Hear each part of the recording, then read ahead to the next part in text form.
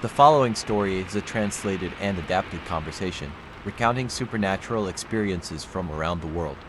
This content is intended for entertainment purposes only. Listen with an open mind and enjoy the thrill of the unknown. The content in this video is purely for entertainment. Viewer discretion is advised.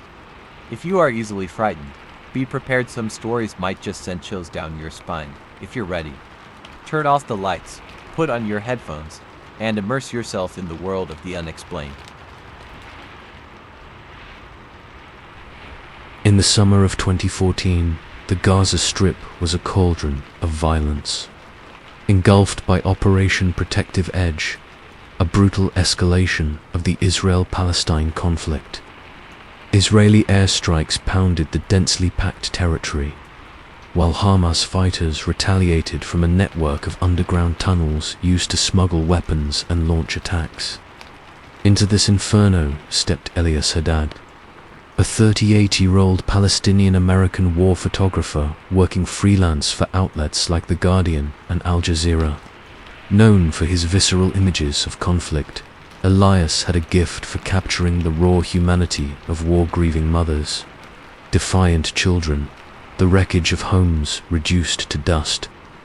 Elias's drive wasn't just professional ambition. Born in Gaza to Palestinian parents, he'd moved to Chicago as a child, escaping the first Intifada. The memories of his childhood sirens, checkpoints, his cousin's death in a 1987 airstrike haunted him, fueling a need to document Gaza's pain and resilience. The tunnels, a symbol of both resistance and desperation, were his latest focus, to photograph their hidden world, exposing the war's underbelly to a global audience. Armed with a Canon EOS camera, a flashlight, and a small recorder, Elias ventured into Gaza, ignoring warnings that the tunnels were a death trap. The journey to Gaza was a gauntlet of danger.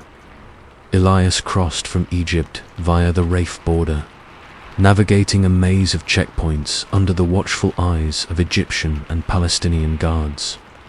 The air was thick with dust and the acrid stench of smoke, and the horizon glowed with the flash of airstrikes. He joined a small team, a local fixer named Yusuf, a wiry Gazan with a knack for survival, and a journalist named Lena, a Swedish freelancer writing for Der Spiegel. Their mission was to spend 3 days in Gaza, documenting the tunnels and the civilian toll of the conflict. Israeli drones buzzed overhead, their hum a constant reminder of the war's reach. Elias's goal was to photograph one of Hamas's smuggling tunnels, a clandestine network running beneath Gaza's borders. The tunnels were engineering marvels, but also death traps, prone to collapse, riddled with traps, and targeted by Israeli forces. Youssef had secured access through a Hamas contact, but the risk was immense. Discovery could mean airstrikes or raids. The team set up in a safe house in Khan Younis, a cramped apartment with cracked walls and a flickering generator. The air was heavy with the smell of sweat and fear, and the distant thud of bombs rattled the windows. That first night, Elias couldn't sleep. The city wailed sirens, screams, the roar of jets. He sat by a boarded-up window, reviewing his plan: visit bombed neighborhoods, interview survivors, and enter a tunnel near the Egyptian border. The tunnels intrigued him, a hidden world where Gaza's defiance and despair collided. But they also unnerved him, their darkness a mirror to his childhood fears of being trapped. Just another job, he told himself, gripping his camera like a talisman, but a quiet dread settled in his chest. The first 2 days were a descent into sorrow. Elias and his team navigated Gaza's shattered streets, their SUV weaving through rubble and checkpoints. They photographed a hospital overwhelmed with casualties, its corridors stained with blood. A school reduced to debris, children's backpacks scattered in the dust. Families huddling in unshelters, their eyes vacant from trauma. Ilias's camera was heavy with images of suffering, but each shot felt like a theft, as if he was stealing pieces of people's souls. Lena's notebook filled with quotes, her voice steady but her hands trembling, while Yusef guided them, his face etched with exhaustion. On the second day, Yusef arranged a meeting with a tunnel worker, a young man named Mahmoud who'd helped dig the passages. He described the tunnels, dangerous collapses, gas leaks, Israeli raids, but also their necessity. "They're our lifeline," he said, his voice low, "but they're cursed. Too much blood down there." He warned Elias not to linger, his eyes dark with fear. "The dead are still in the tunnels, fighters, workers, civilians. They don't leave." Elias nodded, scribbling the quote, but dismissed it as superstition. Still, Mahmoud's words lingered, stirring a unease he couldn't shake. That afternoon, the team visited a refugee camp, where an elderly woman, Nidal, shared stories of the tunnel's history. "They're graves," she said, her voice trembling. "People die building them, fighting in them. Their spirits are trapped, angry." She described shadows seen in the tunnels, voices heard in the dark. "They want to be remembered," she said. Elias felt a chill, the tunnel's darkness growing heavier in his mind. As dusk fell, Yusef confirmed the tunnel visit for the next morning, his reluctance palpable. The city felt alive, its ruins pulsing with grief and rage, as if warning them to turn back. The tunnel entrance was hidden in a nondescript house near Rafe, its floor concealing a trapdoor. Yusef led the team inside, his flashlight cutting through the gloom. The air was damp and sour, thick with the smell of earth and decay. The tunnel was narrow, its walls rough-hewn, reinforced with wooden beams that creaked under the weight of the earth above. Elias's heart pounded, the claustrophobia of his childhood fears resurfacing. Lena clutched her notebook, her breathing shallow, while Yusef moved cautiously, his eyes scanning for traps. Ilyas's mission was to photograph the tunnel's interior, capturing its stark reality crates of smuggled goods, graffiti scrawled by fighters, the marks of a hidden war. His camera clicked, the flash illuminating the tunnel's curves. But each shot felt intrusive, as if the darkness resented his presence. The silence was oppressive, broken only by the drip of water and the team's muffled footsteps. The air grew colder the deeper they went, the walls seeming to pulse, as if the tunnel was alive. Elias thought of Mahmoud's warning, of Needle's stories, and felt a prickle of dread, a sense that they weren't alone. Halfway through the tunnel, Elias heard it a faint rhythmic sound, like footsteps trailing behind. His breath caught, his flashlight swinging back, but the beam revealed only shadows and dirt. "Yusef," he whispered, but Yusef was ahead, Lena beside him. The footsteps stopped, the silence heavier, as if the tunnel was holding its breath. Elias's pulse raced, his recorder running, capturing the quiet. He pressed on, but the sound returned, closer, deliberate, like bare feet on damp earth. He turned again, his flashlight flickering, but the tunnel was empty. He checked his camera, reviewing recent shots. His stomach twisted. In one photo, taken at a bend in the tunnel, a shadow stood in the corner, a vague, human-like shape that hadn't been there when he pressed the shutter. The shadow's outline was blurred, its edges fraying like smoke, and its form was tall, motionless, as if watching. Elias's hands trembled as he zoomed in. The shadow's face, if it had one, was lost in darkness, but its presence was unmistakable, a weight that chilled his blood. He showed Lena, who paled, her notebook slipping. "It's the light," she said, but her voice shook. Yusef muttered a prayer, his flashlight trembling. The tunnel felt smaller, the walls closer, the air thicker. Elias tried to rationalize a tar trick of the flash, a smudge on the lens, but the chill lingered, his heart pounding. The footsteps returned, now a soft patter, like a child running, then stopping abruptly. Elias felt watched, the tunnel's darkness alive, its shadows shifting just beyond his beam. Elias pressed deeper, driven by a mix of fear and compulsion. The tunnel curved, its walls narrowing, the air growing colder, almost icy. His flashlight flickered, its beam dimming as the temperature plummeted. His breath fogged, his teeth chattering. The footsteps became a shuffle, accompanied by a low, breathy moan, like someone struggling to breathe. The moan wasn't coming from behind anymore, it was everywhere, inside the walls, inside his head. Elias's mind flooded with images: fighters ambushed in the tunnels, workers crushed by collapses, civilians caught in raids. The visions weren't his, but they felt real, as if the tunnel was forcing him to see its pain. He raised his camera, snapping photos blindly, hoping to capture something. The moan grew into a wail, a piercing cry that echoed through the tunnel, shaking the earth. Elias's vision blurred, the wail filling his skull, drowning out thought. Then he saw the shadow from the photo, standing at the tunnel's bend. Its form faint, translucent, clad in tattered clothes that hung like rags. Its face was a void, a black hole where eyes and mouth should have been, but its presence was a weight, crushing Elias's resolve.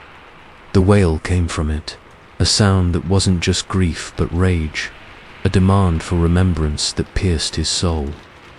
Elias's legs buckled, and he fell to his knees, his camera slipping from his grip. The shadow's void face locked on him, and he felt a jolt, as if it was peeling back his soul, his guilt for leaving Gaza, his failure to save his cousin, his own survival. The wail became a chorus, voices of fighters, workers, children, begging, cursing, accusing. The tunnel darkened, the shadows curling around Elias, their edges sharp like claws. His flashlight died, plunging him into near darkness. The shadows formed the only light, a sickly glow that burned his eyes. More figures appeared, faint, flickering shapes in the corners, their faces blurred, their hands reaching. The visions intensified, bodies piled in the tunnels, a boy trapped in a collapse, a fighter's final scream as bombs fell. Elias's scream caught in his throat, his body paralyzed by a terror he'd never known, not in Iraq, not in Libya, not anywhere.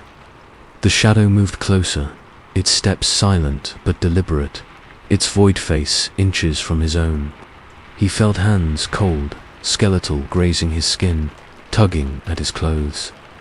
The wail became a demand, "Stay with us," in voices that weren't human, but a blend of pain and rage. "Run," a voice shouted, Yusef's, sharp and desperate. The command broke Elias's paralysis. He grabbed his camera and bolted, the wail chasing him through the tunnel. The shadows lunged, their touch cold and grasping, snagging at his clothes.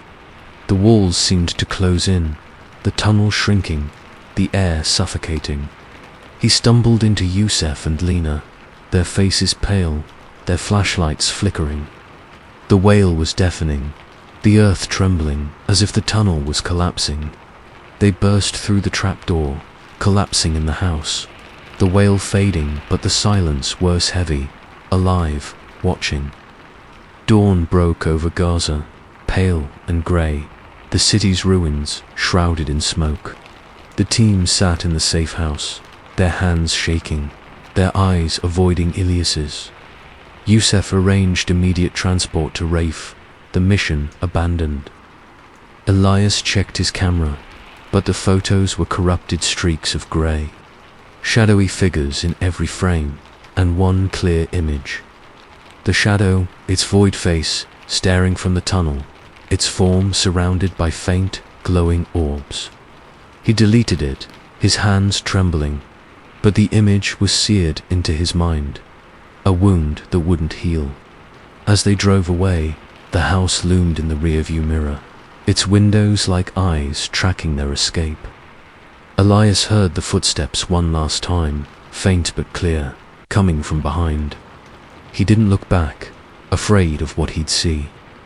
At Rafe, a bus evaced them to Egypt, the team silent, their faces a blur. Youssef, dropping Elias at the border, noticed his pallor. "You saw it," he said, not a question. Elias nodded, unable to speak. "It doesn't leave," Youssef murmured, echoing Nettle's warning. Back in Chicago, Elias tried to move on. He filed a brief report with The Guardian, describing Gaza's ruins but omitting the shadow. The words felt empty, inadequate against the horror he'd seen. The tunnel clung to him, a shadow that darkened his days. He couldn't sleep without hearing the wail, couldn't hold his camera without feeling that cold grip. His dreams were haunted by the shadow, by the visions, by his cousin's face, accusing him of failure. Elias stopped taking war assignments. His passion for photography dimmed by the weight of Gaza. The camera from the tunnel sat in a locked box, its lens covered, as if to keep something trapped. Sometimes, at night, he heard footsteps, soft, deliberate, coming from the corners of his apartment. He never looked, afraid of what he'd see, but the shadow lingered in his mind, a stain that wouldn't fade. Months later, a colleague found a single print from Elias's Gaza trip, slipped into a folder of unrelated photos. It showed the tunnel's bend, empty except for a faint, blurry shadow, its void face staring from the darkness. The print was streaked with grey, as if the shadow had seeped through the paper. Elias burned it, his hands trembling, but the shade lingered, a reminder that some tunnels never let go.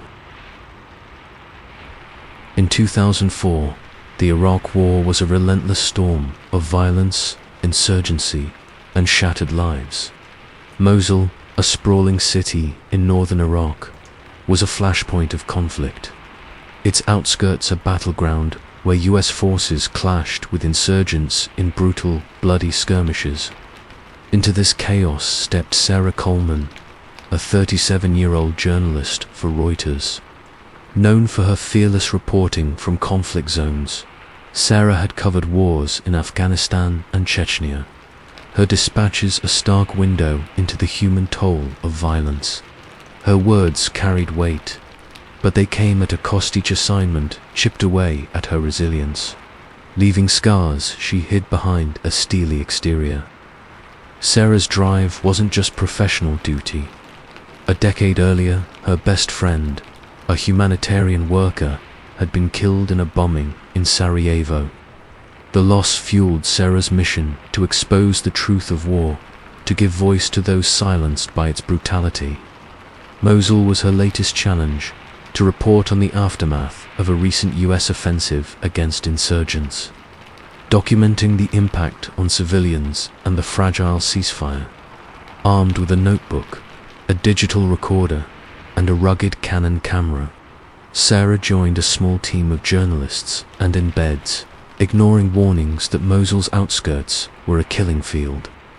The journey to Mosul was a descent into tension. Sarah flew into Baghdad, where the air was thick with dust and the acrid stench of burning oil. She joined a military convoy heading north, the Humvees rattling through roads littered with debris burned out vehicles, shattered concrete, and the occasional roadside bomb crater. The US soldiers escorting her were grim, their eyes scanning for snipers and IEDs. "Mosul's a mess," one sergeant muttered. "You don't come back the same." Sarah nodded, scribbling the quote, but the words settled in her chest like a warning. Her assignment was to spend 4 days on Mosul's outskirts, reporting on the aftermath of a US operation that had killed dozens of insurgents and displaced hundreds of civilians. The area was volatile, with pockets of resistance still active, and the ceasefire was shaky at best. Sarah's goal was to interview survivors, document the destruction, and capture the war's toll on the region. The convoy dropped her at a forward operating Bessa, dusty encampment of tents and sandbags, where she met her team, a Reuters photographer named Malik, a local fixer named Hassan, and a US Army escort led by Captain Reynolds, a stoic officer with a 1,000-yard stare. The base was tense, the air heavy with the smell of sweat and gunpowder. That night, Sarah couldn't sleep. The distant crack of gunfire mingled with the howl of desert wind, and the base's floodlights cast eerie shadows on the tents. She thought of her friend in Sarajevo, of the letter she'd sent before her death. War doesn't just kill the body, Sarah. It traps the soul. The words haunted her, a quiet dread she pushed aside as she prepared for the mission. The first day was a grim parade of destruction. Sarah and her team trekked through villages reduced to rubble, their mud brick homes pocked with bullet holes. They interviewed displaced families, their faces etched with grief, recounting tales of airstrikes and lost loved ones. Sarah's recorder captured their voices, but each story felt like a weight, piling onto her own guilt for surviving while others didn't. Malik's camera clicked, his photos stark and unflinching, while Hassan translated, his eyes darting to the horizon for signs of danger. Near a village called Al-Khazir, they found the site of the recent battle, a barren stretch of desert scarred by tank tracks and bomb craters.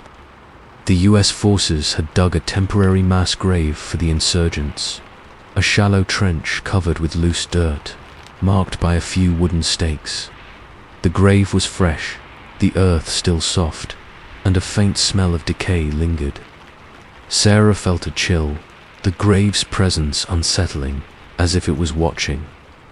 Captain Reynolds explained that the bodies, mostly insurgents, some unidentified, would be moved later, but for now, the grave was a necessity.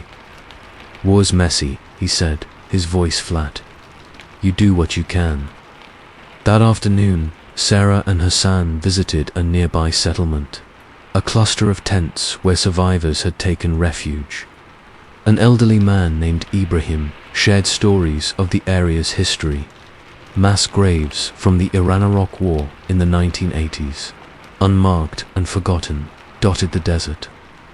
"This land holds its dead," he said, his voice low. "They cry at night, asking for rest." He warned them not to linger near the new grave, his eyes dark with fear. "The spirits are angry. They don't sleep." Sarah nodded politely, dismissing it as superstition, but Ibrahim's words clung to her, stirring an unease she couldn't shake. The team was forced to camp near the battle site, too far from the base to return before dark. They set up in a ruined farmhouse, its walls crumbling but its roof intact. The air was cold, the desert wind carrying a metallic temps like blood. Sarah's tent was small, her sleeping bag laid out on the dirt floor. Malik and Hassan shared a nearby tent, while Reynolds and his squad patrolled the perimeter, their radios crackling with static. The grave was a quarter-mile away, hidden by a rise in the terrain, but its presence loomed, a dark weight in Sarah's mind. Around midnight, Sarah was jolted awake by a sound, a low, plaintive wail, like someone in pain, coming from the direction of the grave. Her heart raced, her breath shallow. She grabbed her flashlight and recorder, straining to listen. The wail was faint but unmistakable, a human cry tinged with despair. A survivor, she wondered, her mind racing. She stepped outside, the desert stretching into darkness, the stars obscured by clouds. The wail came again, sharper, sending a chill down her spine. She woke Hassan, who looked alarmed. "It's the wind," he said, but his voice lacked conviction. Sarah insisted on checking, driven by a mix of duty and fear that someone might be alive, buried by mistake. They alerted Reynolds, who assembled a small team to investigate. The soldiers were skeptical, their faces grim as they approached the grave, shovels in hand. Sarah followed, her recorder running, her flashlight cutting through the night. The grave was undisturbed, the dirt packed tight, but the wail persisted, now a chorus of voices, rising and falling like a dip. The soldiers dug, their shovels biting into the earth. Sarah's stomach twisted as they uncovered the bodies of insurgents, their faces frozen in death, their clothes soaked with blood. The medic examined each one, his voice curt, dead. All of them. No signs of life, no fresh wounds, no explanation for the sound. The wails stopped as the soldiers reburied the bodies, the silence heavier than before. Sarah checked her recorder, but the tape was blank, the voices gone. Her hands trembled, a sense of being watched pressing against her. "Let's go," Reynolds said, his tone sharp. "This place is wrong." Back at the farmhouse, Sarah couldn't shake the wail. It echoed in her mind, a sound that wasn't just pain, but something deeper, anger, perhaps, or a plea. She thought of Ibrahim's warning, of the land holding its dead. Malik, usually stoic, was shaken, his eyes darting to the darkness. Hassan muttered prayers, his prayer beads clicking. Sarah felt exposed, the desert's vastness no longer empty but alive, its shadows shifting just beyond the firelight. The next day, the team continued their work, but the grave's shadow hung over them. Sarah interviewed more survivors, her questions mechanical, her mind elsewhere. The desert felt different, colder, heavier, as if it was waiting. Malik's photos were off, their colors muted, shadows too dark, as if the camera was capturing something unseen. Hassan grew quieter, his prayers more frequent. Reynolds and his squad were on edge, their radios picking up static bursts that sounded like whispers. That night, the team camped in the same farmhouse, unable to reach the base before dark. Sarah's dread intensified, the wail still ringing in her ears. She set up her recorder, hoping to capture something, anything, to prove she wasn't losing her mind. The desert was silent, the wind still, but the air was charged, thick with an unseen presence. Around 2 a.m., the wail returned, louder, more desperate, coming from the grave. It wasn't one voice, but many men, women, children, crying, moaning, pleading in languages Sarah couldn't place. She froze, her flashlight trembling in her hand. The wail wasn't just sound, it was a force pressing against her skull, filling her mind with images. Soldiers gunned down, civilians caught in crossfire, bodies piled in trenches during the Iran-Iraq War. The visions weren't hers, but they felt real, as if the grave was forcing her to see its pain. Her friend's face appeared among the dead, her eyes accusing. "Why didn't you save me?"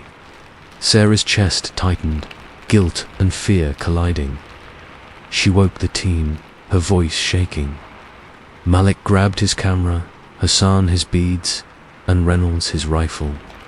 The wail grew into a scream, a cacophony that shook the farmhouse's walls. Sarah's flashlight flickered, its beam dimming as the temperature plummeted. Her breath fogged in the air and her teeth chattered.